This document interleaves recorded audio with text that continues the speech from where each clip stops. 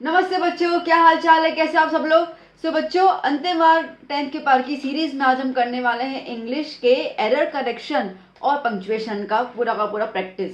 Now the point is that कि section C बहुत लंबा ग्रामर है, तो इतना ज़्यादा लंबा ग्रामर इकट्ठे समझाऊंगी तो आप थोड़ा सा कंफ्यूज हो जाओगे। तो आई थॉट कि मैं कुछ पोर्शंस बना देती हूँ इसका। तो आज के पोर्शन मैंने एरर करेक्शन और पंक्चुएशन दिए हुए हैं। इसके अंदर आपके सारे के सारे पॉइंट्स कवर हो जाएंगे कि PYQs जो पूछे गए हैं वो भी कवर अप हो जाएंगे, और सबसे ज़्यादा रिपीटेड है वो ऑब्वियसली इसके अंदर आ ही जाएंगे, एंड जो और आने की संभावना है, ठीक है, वो भी मैंने डाल दिए हुए हैं। प्लस प्रैक्टिस सेशंस भी हम लोग को चाहिए, बिकॉज सी देखो बेटा, ये इंग्लिश है, ओके। आई कांट से कि यही पैराग्राफ आएगा, सीधी सी बात है, क्योंकि ग्रामर है, टेक्स्ट बुक इतनी वास्ट टेक्स्ट बुक है, कहीं से कोई पैराग्राफ उठा के आपको दे सकते हैं। तो हमें यहाँ पे प्रैक्टिस ये करनी है बेटा कि हमें ये देखना है कि हम मिस्टेक को पहचाने कैसे। तो वो मैं अपनी बेस्ट लेवल पे आपको एक्सप्लेनेशन दूंगी कि किस तरीके से आप एरर को ढूंढ सकते हैं, उसको करेक्ट कर सकते हैं। तो आइए देखते हैं पहला क्वेश्चन क्या है। तो जैसे पहला क्वेश्चन हमारे पास आता है, अच्छा, पहला कॉलम में मैं एरर लिखूंगी और दूसरे कॉलम में करेक्शन, वो आपको ऑलरेडी पता है कैसे लिखते हैं, ठीक है। अब देखो, हमें नहीं पता ये चैप्टर कहाँ से है, कहाँ से उठाया है। हम लोग ना इसके वर्ड्स को देखेंगे और उसके टेंसेस पे मेन ध्यान देना। तो देखो क्या बोल रहा है, hardly had he see his enemy. अब यहाँ पे क्या है बेटा, हेड। अब हेड तो पास्ट टेंस में लगता है ना, तो पास्ट टेंस के साथ कभी भी प्रेजेंट टेंस का सी आएगा क्या? नहीं आएगा। See is the first form of the verb, तो यहाँ पे क्या आना चाहिए, second form of the verb. तो यहीं पे मिस्टेक पता चल गई कि सी के बदले अपन को क्या लिखना होगा, यहाँ पे सॉ। समझ में आ रहा है कैसे? Hardly he saw his enemy how he turn away but his enemy stopped him. अब देखो, बड़ी मुश्किल से उसने अपने एनिमी को देखा। अब हाउ ही टर्न अवे नहीं आएगा, सो ही टर्न अवे, ठीक है। अब दुश्मन को देखा तो वो वहां से लाइक मुड़ गया, ठीक है, turn away. So he turn away, दुश्मन को देखते ही वो मुड़ गया। तो यहाँ पे हाउ नहीं आएगा, कैसे टर्न अवे पूछा है वो नहीं है, ठीक है। सो ही टर्न अवे, थोड़ा थोड़ा हिंदी के साथ उसको रेट करते जाइए। तो यहाँ पे क्या हो जाएगा, हाउ की जगह क्या लिख देंगे बेटा हम लोग, so he turn away but his enemy stopped him, उसने उसको रोका, and say that they should. अब देखो, पूरा का पूरा जो पैराग्राफ है वो पास्ट टेंस में चल रहा है, ठीक है। हेड आया, टर्न्ड आया, स्टॉप्ड आया, तो जब पास्ट टेंस है तो ये से जो है वो प्रेजेंट टेंस में कहाँ से आएगा, ये भी तो पास्ट टेंस हो जाएगा ना। तो क्लियर हो जा रहा है कि यहाँ पे से जो है उसका हो जाएगा past tense, that is said, ठीक है। Forget the past and try to been good friends.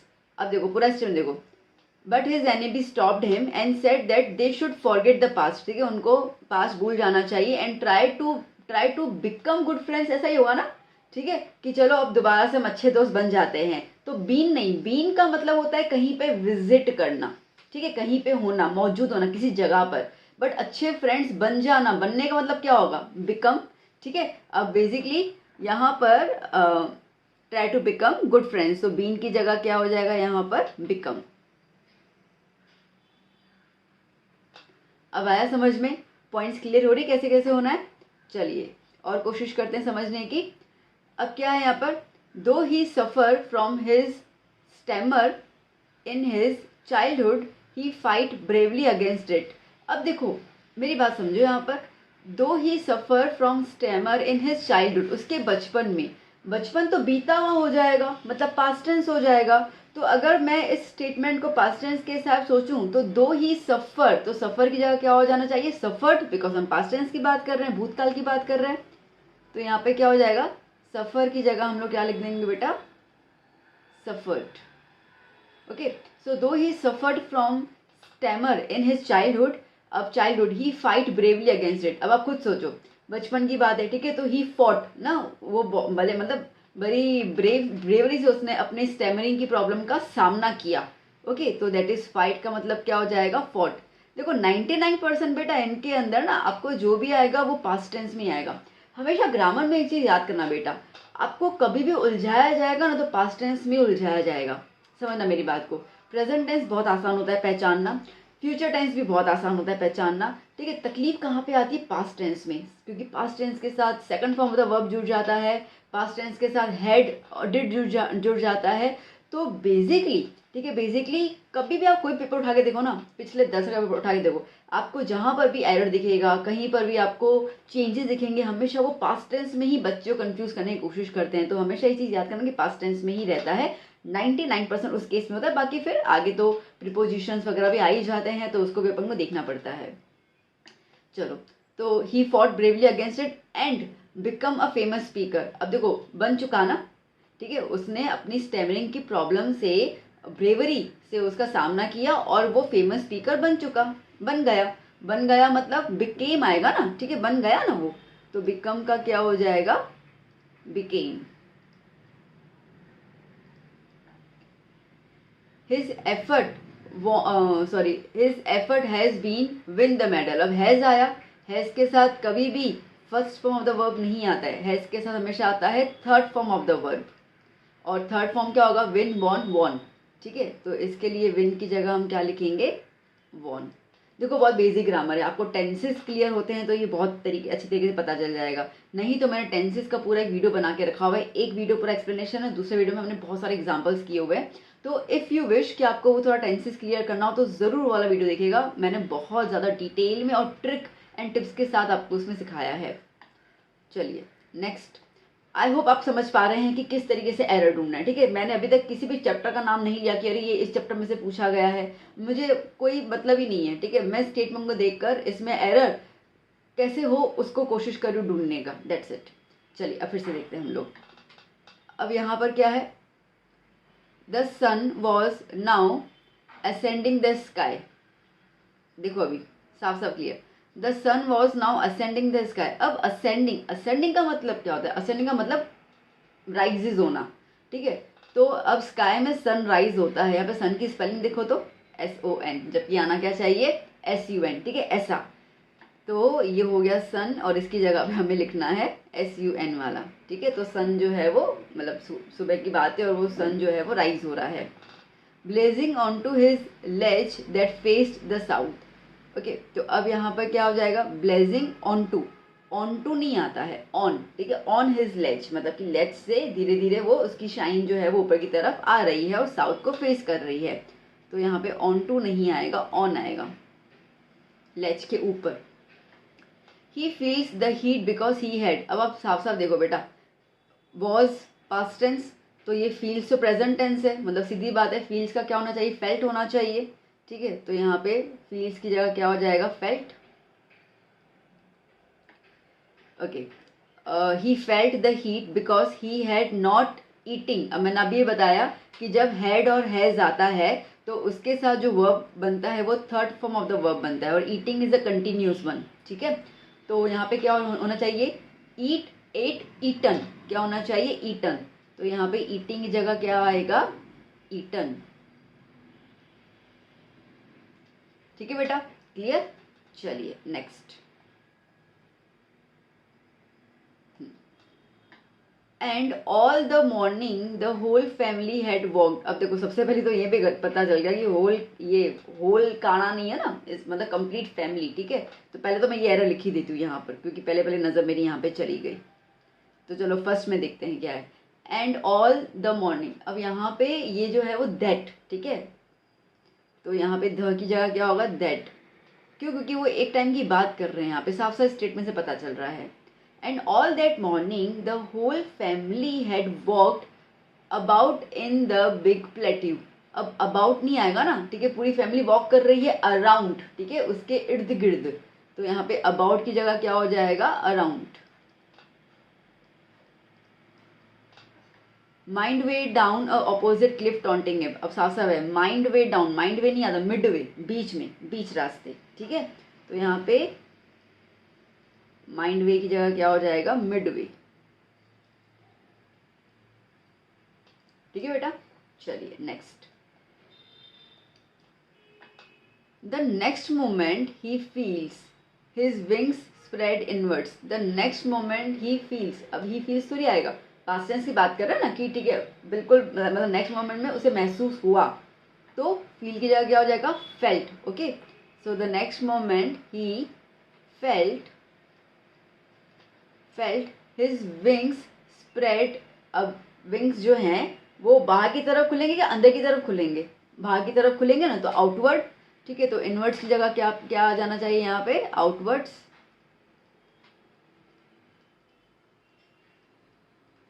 His wings spread outwards the wind, हाँ ठीक है, the wind rust against her breast. अब देखो थोड़ा बहुत तो आइडिया आ गया कि सीगल वाला चैप्टर है, ठीक है। तो फर्स्ट फ्लाइट, तो वो जो पक्षी था वो तो मेल था ना, सीगल, ठीक है।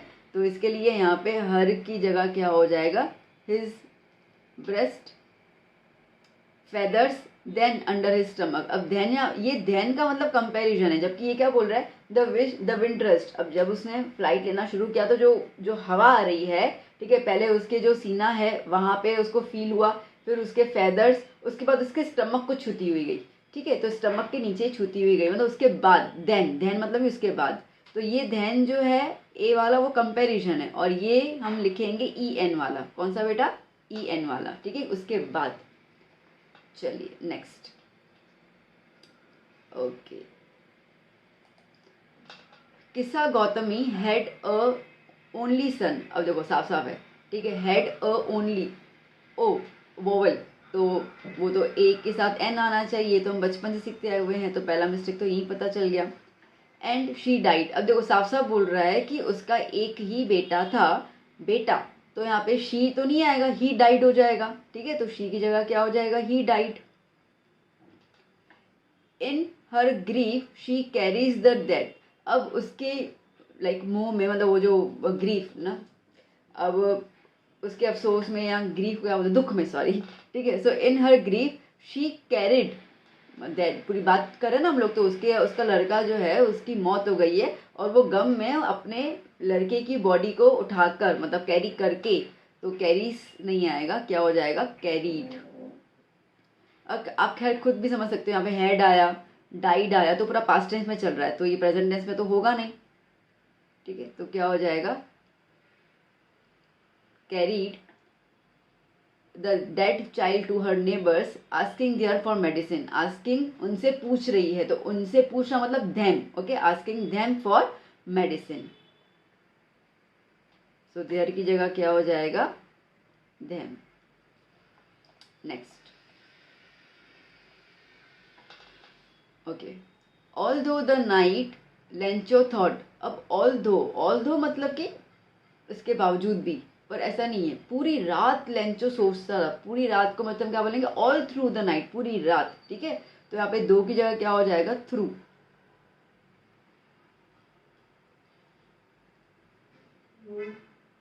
All through the night Lencho thought only of his one hopes. अब वन है तो होप्स कहाँ से आएगा, सिंगुलर होना चाहिए, होप होना चाहिए, ठीक है। तो यहाँ पे होप्स की जगह क्या हो जाएगा, hope. whose eyes as he had been instructed, whose।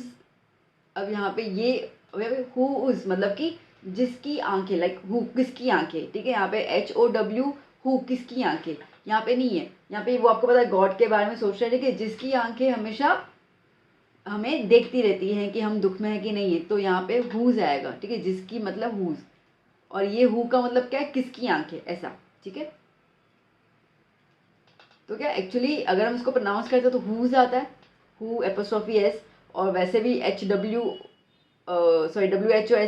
का भी प्रोनाउंसिएशन क्या होगा, हुज। तो बेसिकली प्रोनाउंसिएशन सेम आ रहा है, इसके लिए कई बार ये चीज़ जो है वो क्लिक नहीं होगी कि अरे इसको चेंज करना है, ठीक है, okay. As he had been instructed seen everything. अब बचपन में सिखाया गया है उसको, पूरा बताया गया कि भगवान सब कुछ देखते हैं, ठीक है। अब भगवान ऐसे तो नहीं अभी देख रहे हैं फिर आंखें बंद के बैठ जाएंगे, तो इसका मतलब कि सीन जो है वो पास्ट परफेक्ट में हो गया, नहीं चला गया, अब वो तो है नहीं, वो तो सब देखते हैं, तो इसके लिए सीन का क्या हो जाएगा, सी, ठीक है, वो सब देखते हैं, okay. Next, suddenly a strong wind began to blow. अचानक से, ठीक है, स्ट्रॉन्ग विंड, बिगन नहीं आएगा, बिगेन, पास्ट टेंस की बात कर रहे हैं। अगर ये third form of the verb है बेटा, थर्ड फॉर्म के साथ तो आगे हैड, हैव, हैज ऐसा कुछ आना चाहिए, तो यहाँ पे क्लियर है कि सिंपल पास्ट के हिसाब से बिगेन आएगा, नॉट बिगन आएगा, ठीक है। तो यहाँ पे क्या हो जाएगा, बिगेन। अचानक से स्ट्रॉन्ग विंड ना, तूफान वाली जो हवा है वो चलने लगी, to blow and long with the rain very. अब साथ साथ में तूफान की हवा आ रही, तो साथ साथ में वो बारिश भी लेके आई, साथ साथ मतलब अलोंग, ठीक है। तो यहाँ पे उन्होंने लॉन्ग लिखा हुआ है, तो इसके साथ क्या हो जाएगा, along. Okay, along with the rain very large hail storm began to fall. अब हेल स्टॉर्म नहीं है, ठीक है, वो क्या बोलते, बर्फ के ओले जो है वो गिर रहे थे ना, तो स्टोन्स कहेंगे ना उसको हम लोग। तो यहाँ पे हेल स्टॉर्म की जगह क्या हो जाएगा, हेल स्टोन्स, ठीक है। Truly did resemble new silver coins, ठीक है। अब वो basically truly did resemble new, अब न्यू यहाँ पे, ये न्यू तो मतलब पता होना, सिल्वर नए, ठीक है। वो अपनी वाइफ को कह रहा था ना कि ये तो ना सिल्वर कॉइन्स की तरह लग रहे हैं, तो यहाँ पे न्यू ये वाला नहीं आएगा, न्यू ये वाला आएगा, ठीक है, डन। चलिए next. When it was my turn, I pledged to, अब देखो साफ साफ क्लियर हो गया, was past tense, pledge तो यहाँ पे ed आना चाहिए था, तो इसके लिए एरर यहाँ पे बन जा रहा है pledge का pledged। obey and upheld, अब अगेन held, hold आना चाहिए, ठीक है।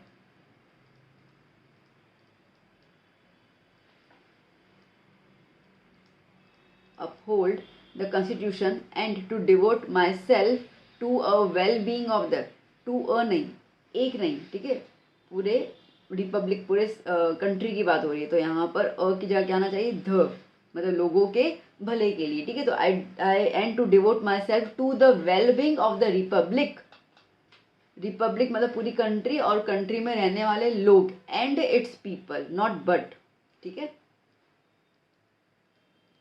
यहाँ पे क्या आएगा, एंड इट्स पीपल, ओके। चलिए नेक्स्ट।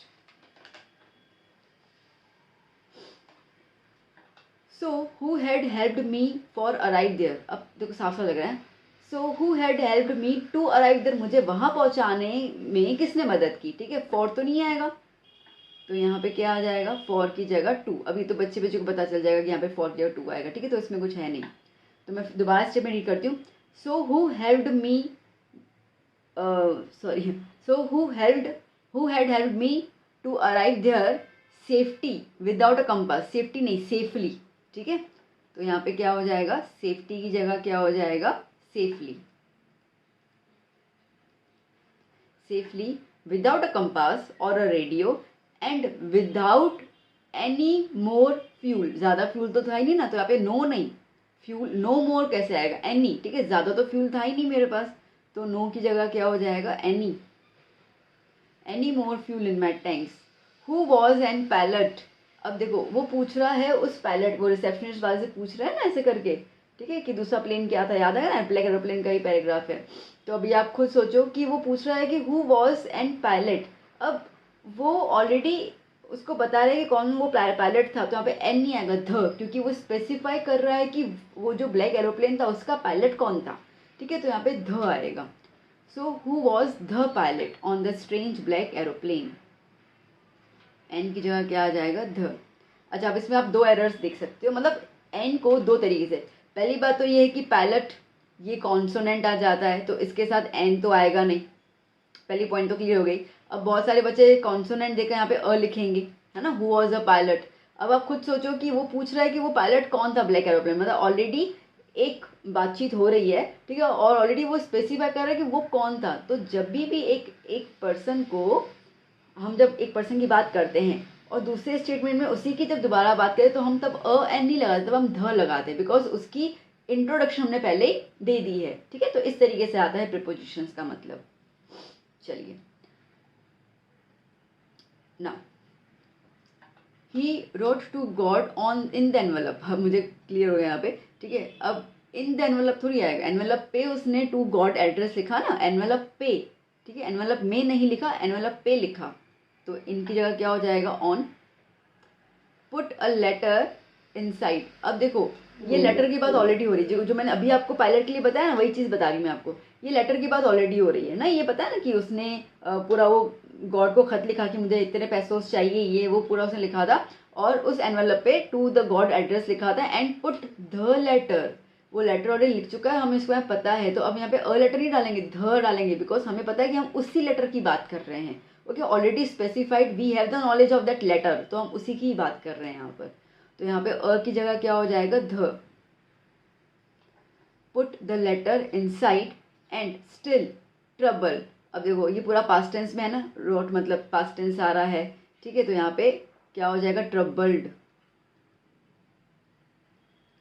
ट्रबल की जगह क्या हो जाएगा, ट्रबल्ड। वेंट ऑन टाउन, अब टाउन के ऊपर हो रहा है, वेंट टू टाउन, टाउन में चला गया, ठीक है, ऐसे करके। And still troubled went on town, ना वेंट टू टाउन। चलिए नेक्स्ट। मैं उम्मीद करती हूँ कि I am trying my best कि मैं आपको पॉइंट समझा पाऊँ कि आप किस तरीके से एग्जाम में भी एरर्स ढूंढ सकते हैं। अगेन आई एम सेइंग बेटा, तो ग्रामर में अगर आप मुझसे पूछोगे कि मैम यही आएगा, मैं उसका जवाब नहीं दे सकती हूँ, बिकॉज ग्रामर बहुत वास्ट होता है, ठीक है बेटा, मेरी बात समझना। और आपको दुनिया का कोई भी टीचर जब तक उसके हाथ में आपको कोई पेपर आ गया कि भाई यही आएगा तो बात अलग है, बाकी उसके अलावा कोई भी टीचर ये नहीं बोल सकता है कि हाँ हाँ ये 10 क्वेश्चन करके जाना ग्रामर में ये आएगा, इट इज़ नॉट पॉसिबल, ठीक है। तो जैसे आप देख सकते हैं, इतनी बड़ी बुक है यार, उसमें से कोई भी 4 पंक्तियां उठा के उनको रखना है, सेंटेंस रखना है, उसके अंदर एरर, तो वो तो कोई भी कर सकता है ना, वो तो कोई भी एरर उसमें पैराग्राफ दे सकते हैं। तो हम आपसे ये कैसे कह सकते हैं कि यही 4 पैराग्राफ करके जाना। तो दैट्स वाई यहाँ पर बेटा इन सबको रटने की ज़रूरत नहीं है, ठीक है। मैंने इतने सारे इसके लिए दिए हैं ताकि मैं आपको यहाँ पे समझा पाऊँ कि आप किस तरीके से एग्ज़ाम के अंदर सोच समझ कर एरर को ढूंढ सकते हैं। तो जब आप मेरे साथ प्रैक्टिस करोगे तो आई होप कि आप समझ पा रहे होंगे कि आपको एरर कैसे ढूंढना है। बात समझ में आ रही है, ठीक है। तो इसके लिए प्लीज़ इसको ऐसे स्किप कर करके या इसको पॉज करके फिर इसका लर्न करके फिर कहीं पे टेस्ट दे देना, ये मत करना। इसको समझना, वीडियो को मैं रिक्वेस्ट कर रही हूँ, समझो इसको। उसके बाद आप दुनिया का कोई भी सेंटेंस उठा लो ना, आपके टेक्स्ट बुक का हो या ना हो, आप उसके अंदर एरर फाइंड कर सकते हैं, ठीक है बच्चा। So please try to understand. अगर आपको ऐसा लग रहा हो ना ये आफ्टर दिस वीडियो, अगर आपको लगे कि नहीं मैम हमें और प्रैक्टिस चाहिए, आप मुझे बिंदास कमेंट में बता दीजिएगा मैम हमें और प्रैक्टिस करवाइए। मैं सीरियसली 100 जितने सेंटेंसेस लेके आऊँगी आपके सामने को प्रैक्टिस करवाने के लिए, मैं पीछे नहीं हट रही हूँ। पर प्लीज़ बेटा इन सब के अंदर रटाफिकेशन नहीं चलता है, ठीक है। ये ग्रामर है, ग्रामर सोच समझने वाली बात है, रटने वाली बात नहीं है। जहाँ पे रटाफिकेशन आ रहा है मैं आपको क्वेश्चंस बोल रही हूँ कि भाई ये क्वेश्चंस लर्न कर लो, हो जाएगा, क्योंकि वो पता है कि ऐसे क्वेश्चन ही पूछते हैं, तो I am giving you. But in चीज़ों के अंदर प्लीज़ मुझसे ये सवाल कमेंट में मत पूछेगा मैम इनमें से ही आएगा, मैं उसका जवाब नहीं दूंगी, बिल्कुल नहीं दूंगी इस चीज़ का मैं जवाब, क्योंकि मैं आपको फॉल्स होप दूं कि हाँ हाँ इसमें से आएगा और आप वो करके जाओ, मैं किसी बच्चे का फ्यूचर नहीं खराब करूंगी। हाँ मैं समझाऊंगी, दिल से आपको हर एक चीज़ समझाऊंगी, आप समझिए। आपको और प्रैक्टिस चाहिए, मैं और प्रैक्टिस के लिए आपको सेशंस दूंगी, but don't rely on that. और किसी भी कोई भी यूट्यूब चैनल आपको बोले ना कि ये करके जाना, please don't rely on that, ये मेरा पर्सनल सजेशन है, रेस्ट आप खुद समझदार हैं। चलिए, सो ना rectify the error, everyone is born hating. अब एवरीवन, ठीक है, हर कोई जो है वो मतलब वो जब पैदा होता है तो नफरत से ही पैदा होता है। अब आप खुद सोचो ना, कभी कोई बच्चा पैदा होता है, क्या उसको पता है नफरत करना क्या होता है? नहीं। प्यार करना, प्यार लव की जो इमोशन है वो ऑटोमेटिक आ जाती है, जो बच्चा अपनी मम्मी से करता है, पापा से करता है ना, करता है ना। 6 महीने का बच्चा हो, 1 साल का बच्चा हो, उसको वो किसी के साथ नफरत नहीं कर सकता। तो क्या कोई भी इंसान नफरत के साथ पैदा होता है? नहीं। मैंने क्या बोला? नहीं। तो यहाँ पे एवरीवन के जाके आना चाहिए नो वन, ठीक है। तो यहाँ पे हर कोई नफरत से पैदा होता है, लाइक नफरत उनके मन में इमोशन होता ही है ना, ठीक है। No one is born hating, ठीक है। कोई भी बच्चा जब पैदा होता है तो उसको नफरत क्या है कभी इसको पता ही नहीं होता, ये तो समाज उसको सिखाता है। everyone is born hating, okay, no one is born hating the other person। अधर देखो, अधर मतलब कि स्पेसिफाई होगा कि इसको, और अनदर इसका मतलब कि किसी भी इंसान के साथ वो नफरत करने के लिए, वो नफरत वाली इमोशन किसी भी बच्चे के अंदर नहीं होती है, ठीक है। तो कोई भी, अधर का मतलब क्या होता है कि स्पेसिफाई है कि भाई इससे, है ना। और अनदर मतलब कि कंप्लीट ह्यूमैनिटी की बात कर रहे हैं हम लोग यहाँ पे। सो द अदर पर्सन नहीं, अनदर पर्सन। सो अदर की जगह क्या आ जाएगा बेटा? अनदर।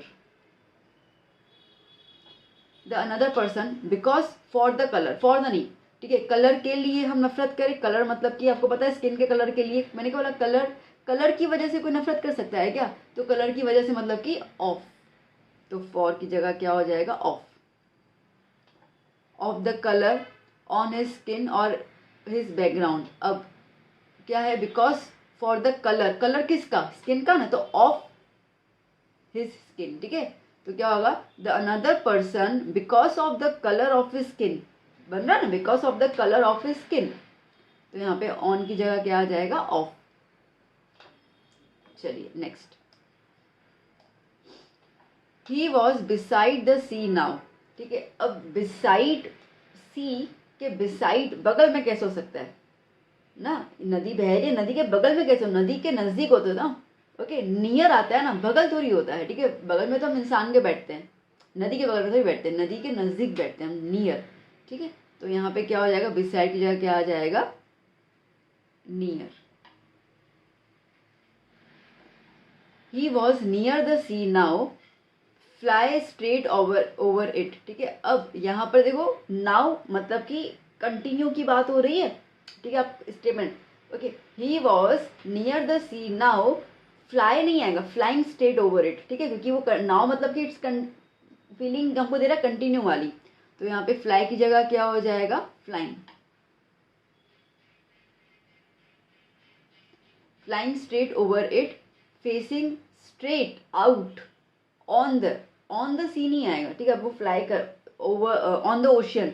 अब ओशियन मतलब ऑन द मतलब बिल्कुल ऊपर, समझ रहे हो, ये है, इसके ऊपर पेन पड़ी हुई है, ठीक है। तो ये ऑन आया, और जब बेसिकली नीचे होता है, ठीक है, ये यहाँ पर और ये तो ओवर, ठीक है, गैप आया, ये इसके ऊपर है, ठीक है।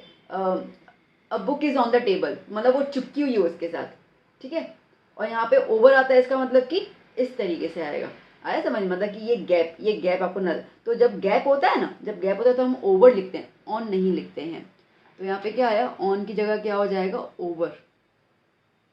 Over the ocean he saw a vast green sea under him. अब अंडर नहीं, देखो अंडर द टेबल, ठीक है, ये टेबल के नीचे, तो मतलब अगेन गैप बहुत कम है, ठीक है। यहाँ पे वो देख रहा है, he saw a vast green sea beneath him, इससे नीचे। अब वो ऊपर की तरफ फ्लाई कर रहा है, सीगल वाला ही है ना ये, वो ऊपर की तरफ फ्लाई कर रहा है, और उसके बिल्कुल नीचे की तरफ, मतलब कितना नीचे का होगा ही ना, तो इसके लिए क्या हो जाएगा यहाँ पे, बीनीथ, नॉट अंडर।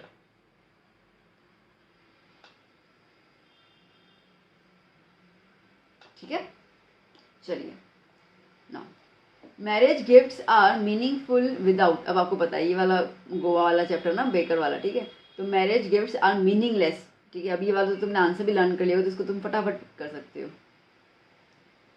तो मीनिंगफुल की जगह क्या हो जाएगा बेटा, meaningless. Okay, marriage gifts are meaningless without the sweet bread known as, ठीक है, जिसको बोल कैसे कहा जाता था। तो यहाँ पे नो नहीं आएगा, नोन। देखो ये बहुत ऐसे वाले फिर भी इजी हो जाते हैं, ठीक है। बाकी अगर प्रिपोजिशन वाले आते हैं या क्या ना, वो बहुत सोचने मजबूर कर लेते हैं। जस्ट एज अ पार्टी और अ फीस्ट, ठीक है, जैसे कि ये ब्रेड के बगैर जैसे पार्टी हो या तो फिर दावत हो, ठीक है, या तो फिर या तो दावत या मतलब कि और अ feast loses it's charm with bread, without bread ना, ठीक है, मीनिंगफुल। तो यहाँ पे क्या हो जाएगा, विदाउट ब्रेड, तो विथ की जगह पर विदाउट। ठीक है बच्चा, चलिए next. It said God by the money that I asked for, okay. It said God, जिस पैसे के जितने मैंने पैसे आपसे मांगे, ठीक है। तो यहाँ पे ऑफ द मनी मतलब जितने आपने भेजे ना, बाय द मनी नहीं आएगा, ऑफ द मनी, ठीक है। तो यहाँ पे बाय की जगह क्या हो जाएगा, ऑफ। अब आप खुद स्टेप देखिए, it said God of the money that I asked for only 70 pesos reached आए मेरे पास। ये तो रिच मतलब कि अमीर इंसान, ठीक है, इसके लिए क्या आ जाएगा, reached. Reached one, sent me the rest, ठीक है, सेंट नहीं आएगा। अब वो कह रहा है कि मुझे और भी पैसे भेजो, तो सेंड मी, सेंट तो मतलब आ चुके हैं, है ना। तो यहाँ पे सेंट की जगह क्या आना चाहिए, send. Send me the rest since I need it very, more की जगह नहीं आएगा, मच, बिकॉज हमें पैसे पता है, ठीक है। तो क्या आ जाएगा यहाँ पर, because I need it very much, मुझे बहुत ज़्यादा ज़रूरत है उन पैसों की। ठीक है बेटा। तो यहाँ पे एरर करेक्शन वाले सारे कंप्लीट हो जाते हैं। सो मैं उम्मीद करती हूँ कि आपको समझ में आया। ठीक है, मैंने हर पॉइंट को एक्सप्लेन करके आपको समझाया है, तो आप इसको प्रैक्टिस कीजिए। और आपके पास कंपेनियन होगी या नवनीत की डाइजेस्ट हो तो उसमें भी बहुत सारे दिए हैं, तो अगर आप चाहें तो उसमें प्रैक्टिस कर लीजिए। अगर आप उसको अच्छे से कंप्लीट कर सकते हैं तो मुझे ज़रूर बताइएगा कि मैम इस वीडियो से मैंने समझ के जब प्रैक्टिस किया तो समझो कि आपने अगर 20 प्रैक्टिस की तो उसमें कितने सही जा रहे हैं मुझे ज़रूर बताइएगा, तो मुझे लगे कि ठीक है बच्चों को समझ में आ गया। ठीक है बच्चा, तो do let me know and give me the feedback please, क्योंकि आपका फीडबैक मेरे लिए बहुत बहुत ज़्यादा इंपॉर्टेंट है। आगे बच्चा, अब हम बात करते हैं पंक्चुएशन की। तो पंक्चुएट करने की कोशिश करते हैं, तो आइए अब इसमें भी देखते हैं कि क्या क्या होगा, कैसे कैसे होगा। So now Miss was out of the box in a flash. He disappeared at high speed. देखो Miss was out of the box in a flash. बस स्टेटमेंट खत्म, क्योंकि इसके बाद है ना वो बॉक्स से बाहर निकल गया। He disappeared। अब वो दोनों स्टेटमेंट्स जो हैं वो कैसे हैं, इंडिपेंडेंट, मतलब अलग अलग चीज़ें हैं। तो यहाँ पे क्या आएगा, full stop. Okay, Miss was out of the box in a flash. He disappeared at high speed down the aircraft. ठीक है, इसके बाद भी कुछ नहीं है, तो अगेन मैं फुल स्टॉप लगाना पसंद करूँगी, कुछ है ही नहीं इसके आगे। There were squawks and shrieks। अब यहाँ पर बेसिकली आप देखो एक टिप दूँ यहाँ पर, जब भी एंड आता है, बात को समझना मेरी, जब भी एंड आता है और एंड के आगे अगर आपको एक डैश दिया हुआ है फॉर द पंक्चुएशन, तो हमेशा क्या लगाओगे, कॉमा, क्योंकि वो और कंटिन्यूटी में बात हो रही है। ठीक है, there were squares and shrieks and a woman stood up on her seat screaming out. अब वो चिल्ला रही है, स्क्रीमिंग आउट, पॉज, क्या चिल्ला रही है, तो इसके लिए कॉमा करने के लिए लाइक पॉज है तो comma. Okay, screaming out a red. अब ये कैसा फीलिंग है, डर वाला फीलिंग है, तो जब भी कोई फीलिंग की बात होती है तो हम एक्सक्लेमेशन लगाते हैं यहाँ पर। ठीक है, तो क्या आएगा, a rate exclamation, a rate exclamation, और यहाँ पे कुछ और है नहीं। ठीक है, तो यहाँ पे बेसिकली हम इन्वर्टेड कॉमा लगा के स्टॉप कर लेंगे, पर यहाँ पे ओपन इन्वर्टेड कॉमा है ही नहीं। अब ना टेक्स्ट बुक के हिसाब से बेटा एक इन्वर्टेड कॉमा ओपन आना चाहिए, तो इसमें स्टार्टिंग वाला नहीं है। टेक्स्ट में आप देखोगे तो यहाँ पे एक इन्वर्टेड कॉमा आपको मिलेगी। ठीक है, क्योंकि वो चिल्ला रही है ना, तो वो पूरा स्पेसिफाई कंप्लीट हो जाता है स्टेटमेंट। चलिए next, on a spring evening. अब बात कर रहे हैं यहाँ पे इवनिंग की। सम ईयर्स अगो, तो पॉज आया, on a spring evening, pause मतलब comma, some years ago, pause, comma, while living in Mumbai, comma, I decided to take in a musical, comma, where I heard Lakshya Kumar sing for the first time, full stop। ठीक है, देखो इसमें कोई भी ऐसा तो है नहीं कि इसने उसको बोला, सिंपल सी बात हो रही है कि एक शाम की बात है कुछ साल पहले। देखो अब यहाँ पे ना जब भी डिपेंडेंट वर्ड्स आते हैं, जैसे देखो ऑन अ स्प्रिंग इवनिंग, क्या इससे मैं क्या समझूं। ठीक है, वो जो शाम थी उसके बारे में क्या बता रही हूँ ना मैं, क्या सम ईयर्स अगो, कुछ साल पहले की बात है, मतलब कि दो डिपेंडेंट, तो हमने क्या लगाया, हमने पॉज किया तो कॉमा लगाया। ठीक है, वाइल लिविंग इन मुंबई, जब मैं मुंबई में रहता था, यहाँ रहती थी जो भी है, ठीक है, तो उसके लिए अगेन कॉमा लगा दिया। I decided to take in musical where I heard. ठीक है, तो इसका मतलब कि ये क्या हो रहा है ना कि चीज़ों को बता रहे हैं और वो थोड़ा थोड़ा सा बीच में पॉज ले रहे हैं, और सारे के सारे जो आप स्टेटमेंट देखो ना, अगर आप अकेला स्टेटमेंट देखो तो आपको उसका कोई मीनिंग नहीं लगेगा, है ना, बट फिर भी डैश है, इसका मतलब कि वहाँ पे कॉमा करते करते पॉज लेते लेते लेते वो पूरी चीज़ को बता रहा है। तो कभी भी ऐसा हो तो हमेशा पुट द कॉमा वन। चलिए next,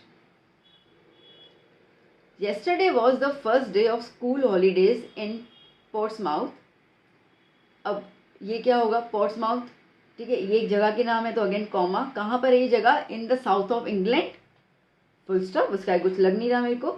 we went there with my aunt Katie and my 2 cousins। ठीक है, वहाँ पे गए, full stop. We stayed in a guest house, full stop, और तो कुछ है ही नहीं। ठीक है, चलिए next, the princess then asked him, देखो आस्क्ड आया मतलब कि पूछ रही है, तो अभी अभी खेल शुरू होगा कॉमा इन्वर्टेड कॉमास का। Asked him comma inverted comma what are you looking for, question पूछ रही है, व्हाट आर लुकिंग फॉर मतलब क्वेश्चन मार्क आएगा, ठीक है, inverted comma closed. I was looking for my friend, अब आंसर भी आ रहा है तो ये इन्वर्टेड कॉमास ओपन वाले, आई was looking for my friend, ठीक है। अब friend the man who saved, अब अगेन कंटिन्यूटी में है यहाँ पर तो पॉज ले रहा है वो, आई was looking for my friend pause the man who saved my life, okay. अब फुल स्टॉप, जिससे मेरी जिंदगी बचाई, ही वैनिस्ड, गायब हो गया, फुल स्टॉप, और तो कुछ है नहीं इसके अंदर, ठीक है। चलिए परहैप्स, अब देखो जब भी आगे कोई डैश है ना तो बिना सोचे समझे, सोचना ही क्या है, इन्वर्टेड कॉमा से शुरू होगा, सीधी सी बात है, ठीक है। तो यहाँ पे क्या आ जाएगा इन्वर्टेड कॉमा, तो आगे वाला डैश होता है तो आपका आधी मार्क्स हमें क्लियर हो जाती है कि आपको इन्वर्टेड कॉमा वही मिल जाता है, ठीक है। So perhaps comma said the air hostess, अब वो कह रही है ना मतलब कि इन्वर्टेड कॉमास, ठीक है, सॉरी इन्वर्टेड कॉमा क्लोज यहाँ पे, okay. Set the air hostess ने बोला तो मतलब कि उसने ये क्या बोला, परहैप्स बोला, तो इसके लिए जो उसने बोला उसके डायलॉग को हमने इन्वर्टेड कॉमा में लिख दिया, तो ये ओपन इन्वर्टेड कॉमा और ये क्लोज इन्वर्टेड कॉमा, तो perhaps said the air hostess with the most charming smile, smile दे रही है, क्या बोला उसने, तो comma inverted comma it would be better if you resumed your seat, अब देखो एंड आया, मैंने कहा था एंड के आगे क्या होना चाहिए, comma, and I will find the animal, मैं ढूंढ लेती हूँ, and bring it to you, मैं आपके पास उसको लेके आती हूँ, फुल स्टॉप, और उसका कन्वर्जेशन क्लियर, डायलॉग उससे खत्म हो गया था, इन्वर्टेड कॉमा क्लोज्ड, ठीक है। चलिए next, it's really getting bad now, अब देखो आगे की तरफ आया मतलब inverted comma opening statement, okay, it's really getting bad now, full stop,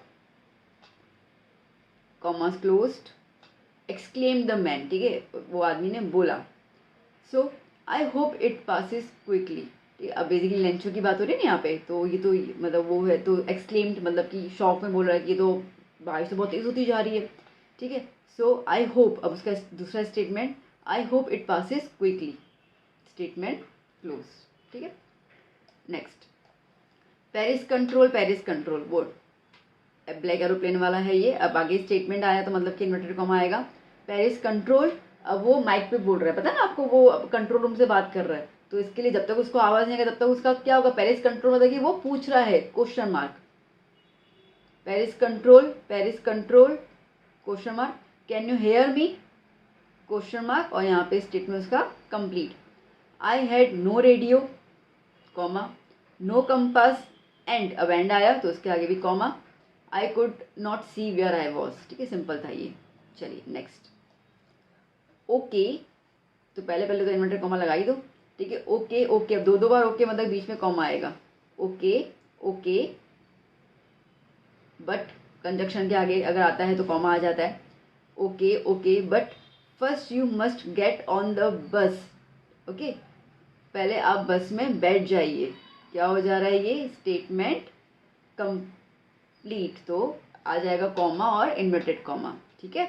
set the conductor, अब कंटिन्यू कर रहा है ना आगे, तो और बोल रहा है तो इसके लिए फुल स्टॉप नहीं आएगा, ठीक है, okay okay but first you get on the bus, set the conductor, and आया, एंड के आगे क्या लगा दोगे, comma, he stressed out a hand to help her, उसने अपना हाथ आगे लिया, तो फुल स्टॉप। चलिए next, never mind she said, अब उसने बोला तो ये उसका डायलॉग है, तो इसका मतलब कि ये हो जाएगा इन्वर्टेड कॉमा क्लोज्ड, ठीक है, never mind comma inverted comma closed, अब आगे कंटिन्यूटी में ना इसलिए कॉमा लगाया हम लोगों ने, ठीक है, फुल स्टॉप नहीं लगाया, never mind comma inverted comma close, she said, उसे बोला, comma, I can get on by my self, ठीक है, इन्वर्टेड कॉमा वो अपना स्टेटमेंट कह रही है, never mind I get on by myself, you don't have to help me, ठीक है, आपको मुझे हेल्प करने की ज़रूरत नहीं है, उसका स्टेटमेंट खत्म हो जाता है तो फुल स्टॉप और इन्वर्टेड कॉमा क्लोज्ड। नेक्स्ट, अब ये वाला जो क्वेश्चन 2002 के शायद पेपर में पूछा गया था, तो वही का वही मैंने यहाँ पे उठा के लिख दिया है। Okay, so may we start now.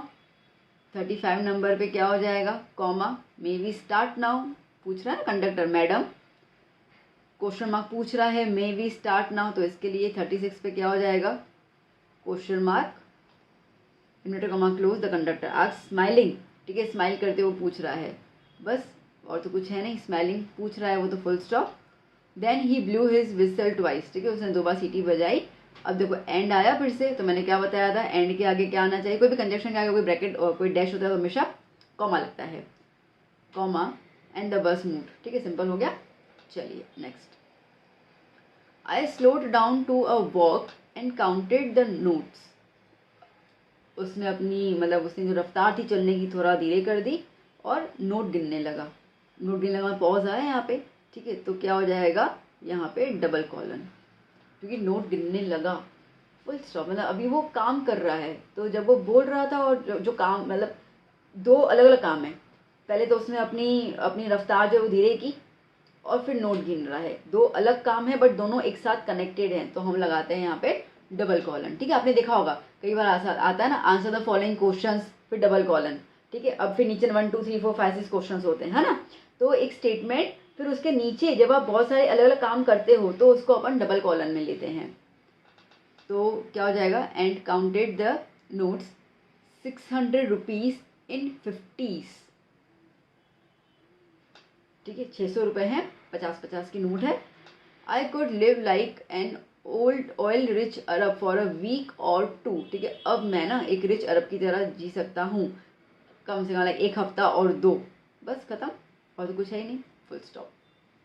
चलिए अब यहाँ पे आया, पहले लगा दो inverted comma, open inverted comma, do you know that over 30 crore cups of T R drunk every day through out the world. अब वो पूछ रहा है ना, तो इसके लिए क्वेश्चन मार्क आ जाएगा यहाँ पर, और inverted comma closed, Rajiv said, full stop, ठीक है।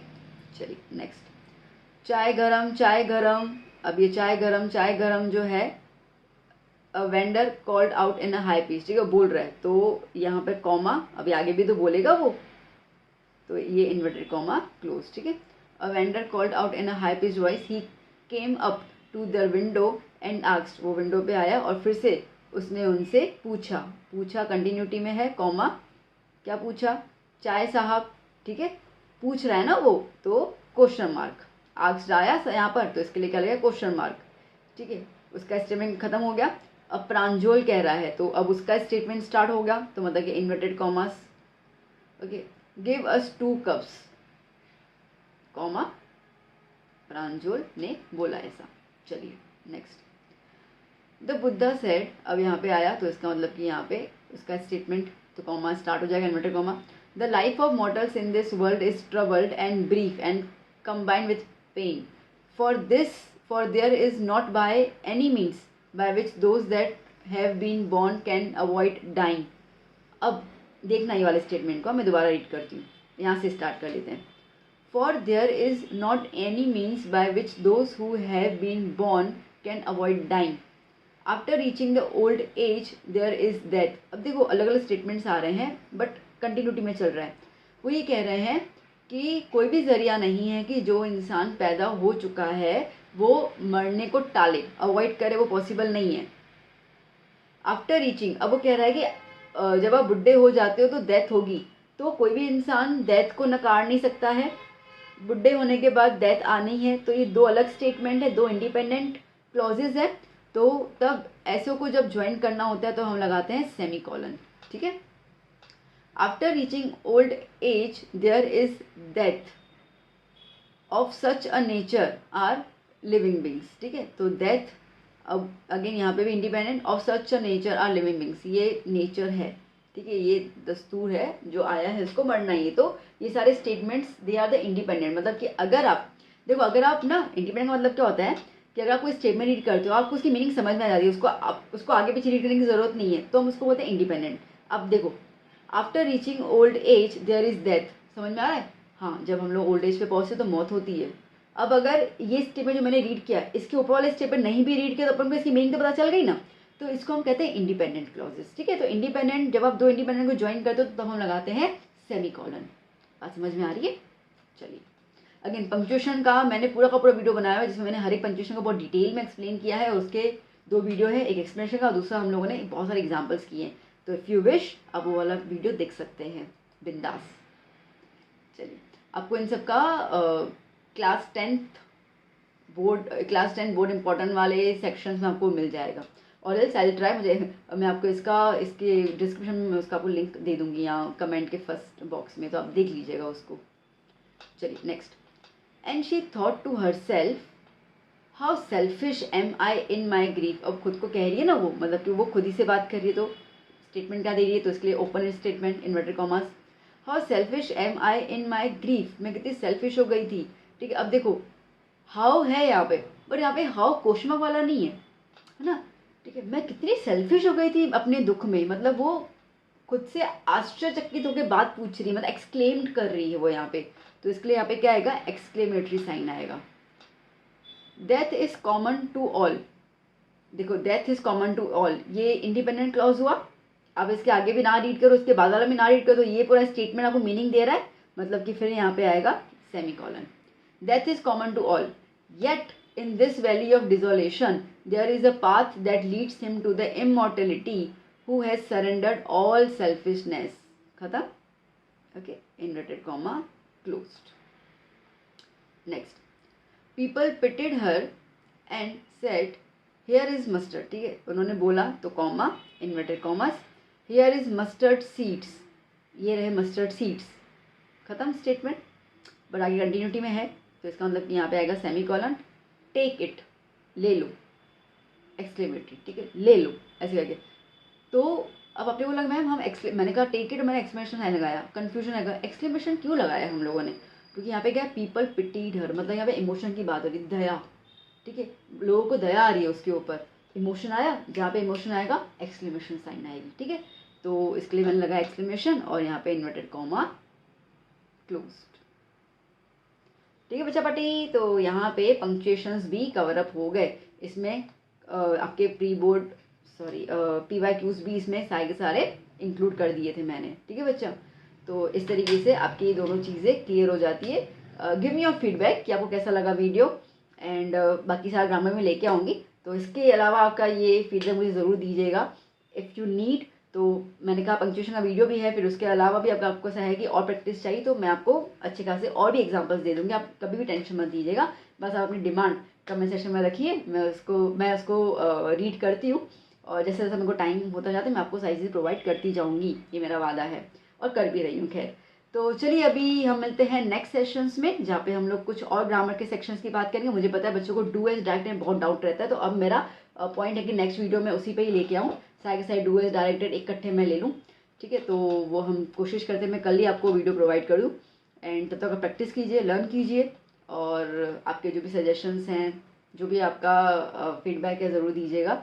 चैनल को सब्सक्राइब कर लीजिएगा हम नए हैं तो, और वीडियो अच्छा लगा हो तो ज़रूर लाइक कीजिएगा। हम मिलते हैं नेक्स्ट क्लास में। बाय बाय, टेक केयर बच्चा।